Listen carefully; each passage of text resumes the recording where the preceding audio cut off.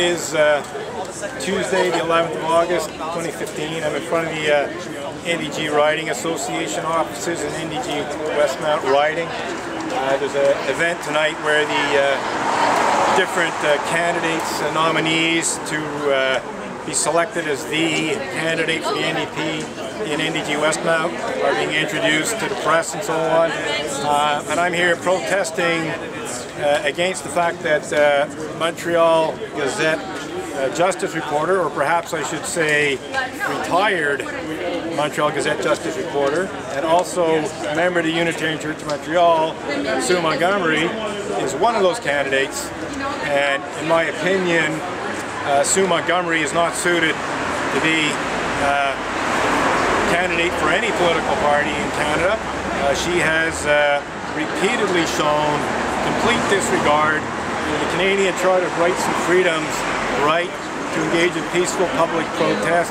She has repeatedly tried to silence my protest against Unitarian Universalist clergy misconduct of all kinds, which includes, but is not limited to, clergy sexual abuse of the worst kind, specifically such despicable crimes as pedophilia and rape committed by Unitarian Universalist ministers, Unitarian Universalist Sunday school teachers, to say nothing of ordinary Unitarian Universalist lay leaders. Sue has repeatedly worked with Montreal Unitarians in efforts to shut down my peaceful public protest. Go ahead, sorry. In front of the Unitarian Church of Montreal. Good luck with the restraining order. I don't have a restraining order. Oh yeah, not for here, for the church too, don't you? No, I don't. Oh yeah? No. Did she say that? She's lying if she did. Oh yeah? Yeah, it ended years ago. Total. Sue's a classic liar. I'd be very careful about anything she tells you. If she told you there's a restraining order against me, there isn't.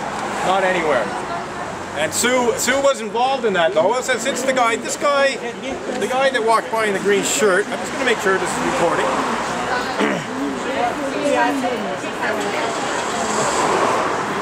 The guy who walked by in the green shirt said good luck with the restraining order. He was talking about a restraining order that Sue Montgomery herself was implicated in, directly involved in trying to obtain to shut down my protest in front of the Unitarian Church of Montreal. This is part of what I'm talking about in terms of Sue Montgomery's attempted misuse of the Canadian Criminal Code along with Montreal Unitarians. I mean, she's not alone, but she participated in this.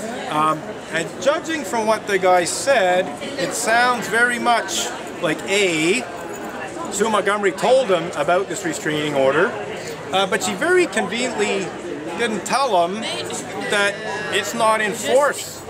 It hasn't been enforced for quite some time. But I don't mind saying that yes, Sue actually helped Reverend Diane Rollert of the Unitarian Church of Montreal obtain a one-year-long restraining order against me on the basis of paranoid fantasies, perjurious lies told by Reverend Diane Rollert herself and other Unitarian Universalists in depositions to the police, including a deposition that I believe Sue Montgomery signed.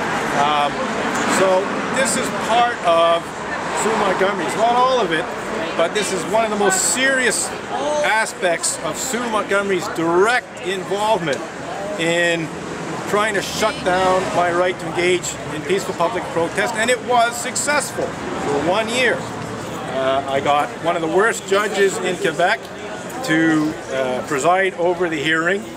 She did not allow me to properly cross-examine Reverend Diane Rollert, who was the only witness.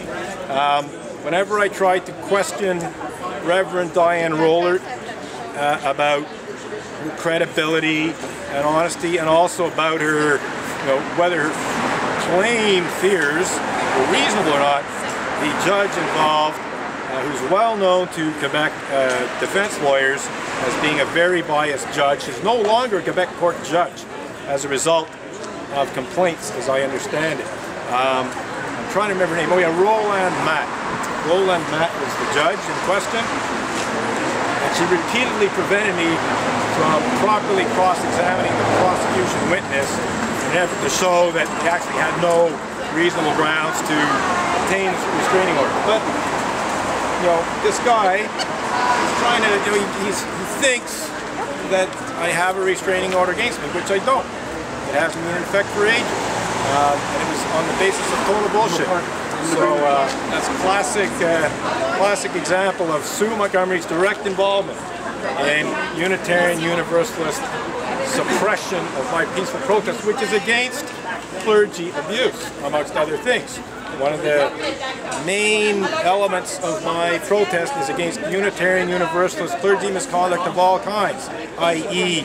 both clergy sexual misconduct, but also non-sexual forms of clergy misconduct, also known as clergy abuse. It has been that way from pretty much the beginning of the protest, certainly from 2000 onwards.